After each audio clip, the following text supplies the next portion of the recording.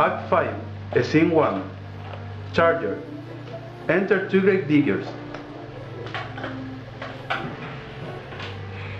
Is she to be buried in Christian burial that willfully seeks her own salvation? I tell you she is, and therefore may her grave strive. The crowner hath sat on her, and finds it Christian burial. How can that be, unless she drowned herself in her own defense? Why, it is found so. It must be self-andando. It cannot be us, for here lies the point. If I drown myself willingly, it argues an act, and an act hath three branches. It is to act, to do, to perform. Ergo, she drowned herself willingly. Nay, but hear you, good man Delbert. Give me leave, here lies the water good. Here stand the man, good if the man go to this water, and drown himself. It is will he, near he goes, marry you that. But if the water come to him, and drown him, he drowns not himself. Ergo he that is not guilty of this own that shortens not his own life. But is this law? Eh, Mary, is it Crowner's quest law? Will you have the truth on it? If this had not been a gentlewoman, he should have been buried out, Christian burial. Whether you say, and the more pity than great folk should have countenance in this world to drown or hang themselves, more than their even Christian. Common spade, there is no ancient gentleman but gardeners, diggers and grave makers. They hold up Adam's professions. Was he a gentleman? He was the first that ever bore arms. Why, he had known. What are hidden? How do you understand the scripture? The scripture says Adam did good, he did without arms. I'll put another question to you. If you answered me not to the purpose, confess yourself. Go to. What is he that builds stronger than either the mason, the shipwright, or the carpenter? The gallows maker, for that frame of lives 1,000 tenants. I like your wit well. It would fight the gallows, that's well. But how does it well? It does well to do that doing. How you does it to say the gallows is built stronger than the church. Ergo, the gallows made to do well to you. Who builds stronger than a mason, a shipwright, or a carpenter? Hey, tell me that, and I yoke. Mary, no I can't tell. Todd. Math, I cannot tell.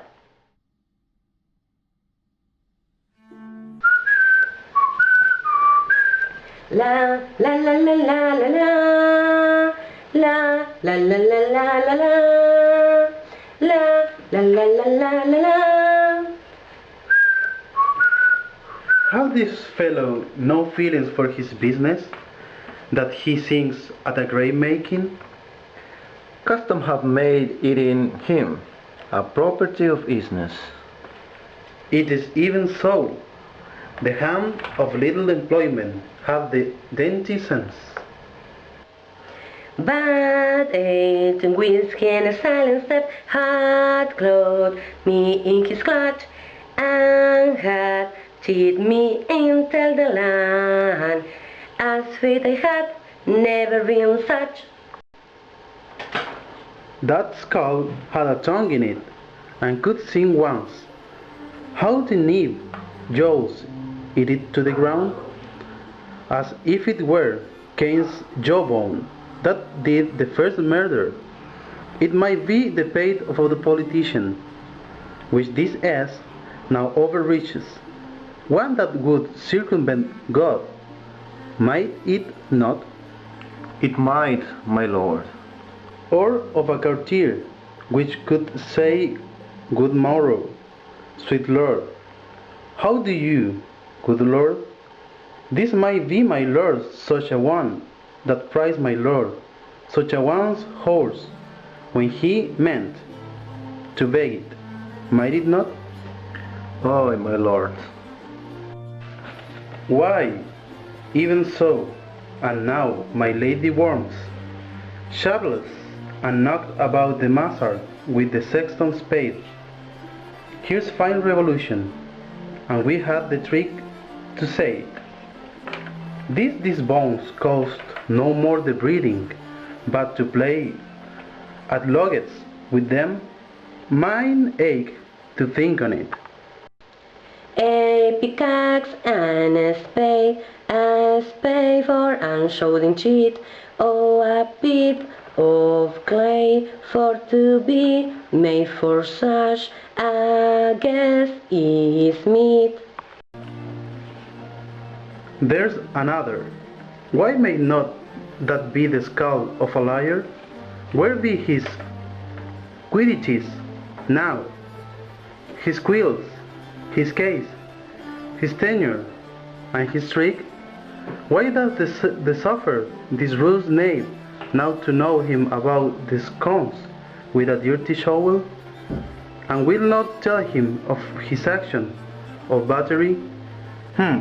This fellow might be in's time a great buyer of land with his status, his recognizance, his fine, his double vouchers, his recoveries. Is this the fine of his fine, and the recovery of his recoveries? To have his fine paid full of fine dirt? Will his vouchers vouch him no more of his purchases, and double ones too, than the length and breadth of a pair of indentures? The very conveniences of his lands will hardly lie in this box, and must the inheritor himself have no more? Ha! Not a jot more, my lord. Is not parchment made of sheepskin? Aye, my lord, and of calfskins too. They are sheep and calves which seeks out assurance in that. I will speak to this fellow. Whose grave this, sirrah? Mine, sir. Oh, a bit of clay for to be made for that I get its meat. I think it be thine, indeed, for you liest in it. You lie out in it, sir, and therefore it is not yours. For my part, I do not lie in it, and yet it is mine. You do lie in it, to be in it, and say it is thine. 'Tis for the dead, not for the quick, therefore you liest. It is a quick lie, sir. Till away again. From it to you. What man do you dig it for? For no man, sir. What woman, then? For no, neither. Who is to be buried in it? One that was a woman, sir. But rest her soul, she's dead. How absolute the knife is! We must speak by the card, or equivocation will do and do us. By the Lord Horatio, these 3 years have been taken a note of it. The age is grown so peaked to the toe of the peasant comes so near the heel of the courtier. He asks his scythe, How long hast thou been a greymaker? Of all the days, the year, I came to that day that our lost King Hamlet overcame 14 brass. How long is that since? Cannot you tell that? Every fool can tell that. It was the very day that young Hamlet was born. He had his map and sent it into England. Hi, Mary. Why was he sent into England? Why? Because he was mad. He shall recover his wits there. Or, if he do not, it's no great matter there. Why? Till another sin in him there. There the men are as mad as he. How came he mad? Very strangely, they say. How strangely? Faith, even with losing his beats. Upon what ground? Why, here in Denmark, I have been set stone here, man and boy, 30 years. How long will a man lie in the earth ere he wrote? I faith, if he be not rotten before he died. As we have many pocket courses nowadays, that will scarce hold the lion in. He will last you some 8 year or 9 year. A tanner will last you 9 year. Why he more than another? Why, sir, his hide is so tanned with his trade that he will keep out water a great while, and your water is a sore, the care of your wholesome dead body. Here's a skull now. This skull has lain in the earth 23 years. Whose was it? A wholesome, mad fellow's it was. Whose do you think it was? Nay, I know not. A pestilence on him for a mad road. I poured a flagon and rainish on my head once. This same skull, sir, was Yorick's cut, the king's jester. This? Even that. Let me see.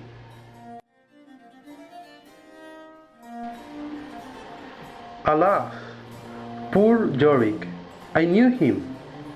Horatio, a fellow of infinite jest, of most excellent fancy. He had borne me on his back 1,000 times, and now, how a world of my imagination it is. My George brims at it. Here hang those lips that I have kissed, I know not how often.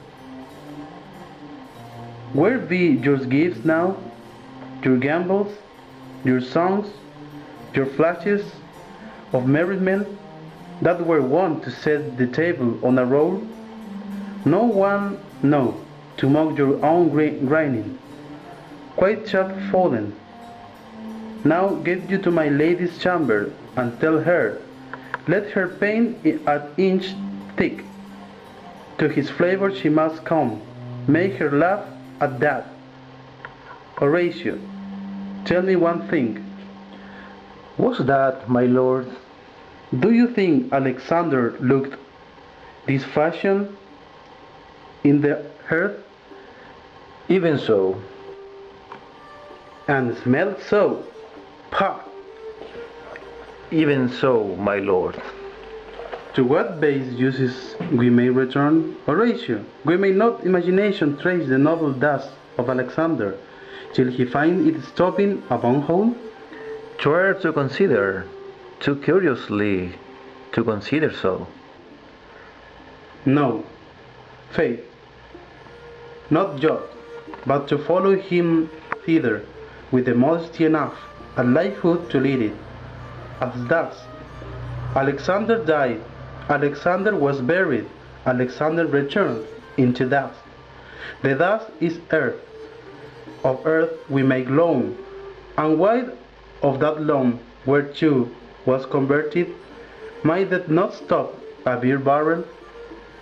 Imperious Caesar, dead and turned to clay, might stop a hole to keep the wind away. Oh, that earth, which kept the world in awe, should pop a wall to expel the winter fall. But soft, aside, here comes the king.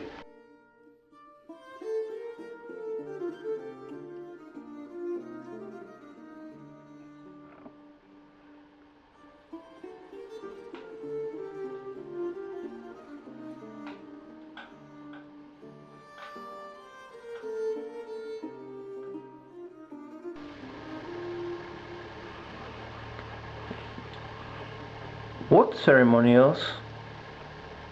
That is, Laertes, a very noble joke.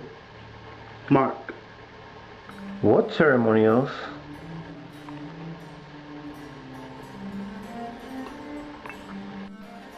Her obsequies have been asked for enlarged. As we have warranted, her death was doubtful, and but the great command otherwise the order.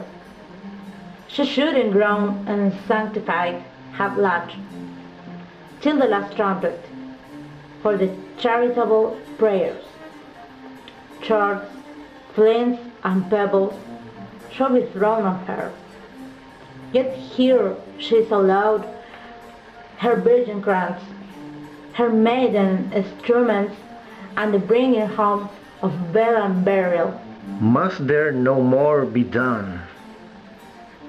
No more be done.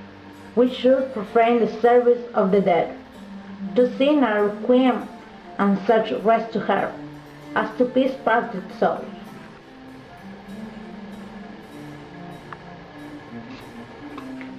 Lay her in the earth, and from her fair and unpolluted flesh may violets spring. I tell thee, churlish priest, a ministering angel shall my sister be, when thou liest holy. What the fair Ophelia? Sweet to the sweet, farewell. I hope you should have been my humblest wife. I thought the bride bed to have decked, sweet maid, and no hap strewed your grave.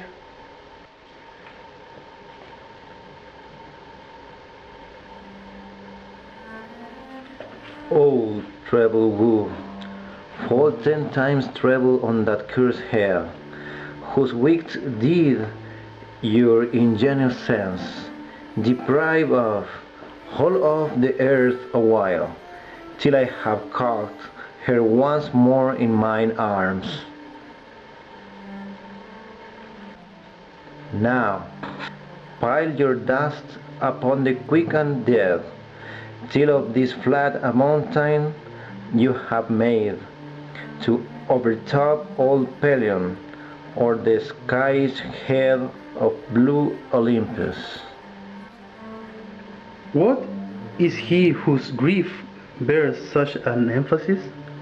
Whose phrase of sorrow conjures the wandering stars and makes them stand like wonder-wounded hearers? This is I, Hamlet the Dane. The devil take your soul. Thou prayest not well. I prithee, take your fingers from my throat, for though I am not plaintive and rash. Hold off your hand, pluck them asunder. Hamlet! Hamlet! Gentlemen! Good, my lord, be quiet. The attendants part them, and they come out of the grave. Why I will fight with him upon this dim, until my eyelids will no longer wool. Oh, my son, what's dim? I love Ophelia. 40,000 brothers could not, with all their quantity of love, make up my sum. What will you do for her? Oh, he is mad, Laertes. For love of God, forbear him. Swoon, show me what you will do. Would sweep, would fight, would fast, would tear yourself, would drink up Isle, eat a crocodile? I'll do it. Do you come here to whine? To outface me with leaping on her grave? Be buried quick with her, and so will I. And if you prayed of mountains, let them throw millions of acres on us, till our ground, singing his paid against the burning sun, Make Osia like word, nay, and you will mouth, I'll reign as well as you. And if you prate of mountains, let them throw millions of acres on us, till our ground singing his fate against the burning sun. Make Osia like word, nay, your mouth, I'll reign as well as you. This is Mayor Magmas, and thus a while the feet will work on him, Hannon, a patient as the female dove. When that her golden couples are disclosed, his silence will sit drooping. Hear you, sir, what is the reason that you use me thus?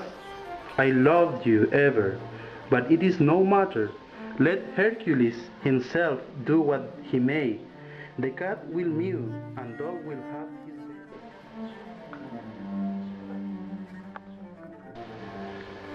I pray you, good Horatio, wait upon him.